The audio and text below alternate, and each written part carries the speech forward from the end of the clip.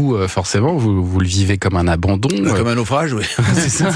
Vous écrivez à l'âge de 8 ans, j'ai perdu mon père. Quand on a 8 ans, 1 an, c'est vrai que ça paraît une éternité. C'est très long, oui. Ouais. C'est très long. C'est le 8e de votre vie, donc c'est sans fin. Même si vous allez quand même avoir des nouvelles quotidiennes.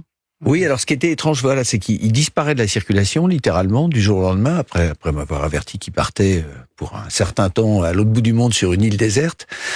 Et en même temps, je l'entends quelques semaines plus tard, dès qu'il prend l'antenne sur son île, parce que tous les soirs, il émettait pendant quelques minutes pour raconter sa journée sur ce qui était l'équivalent d'Inter à l'origine. Et donc, je l'entends sur son île raconter son expérience. Donc, c'est très troublant, parce que j'ai à la fois un père qui a disparu, et puis un père qui est présent quand même.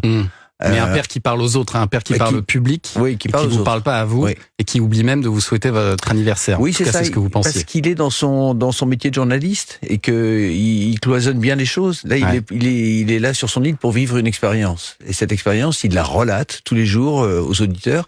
Il s'estime missionné par eux pour faire ça.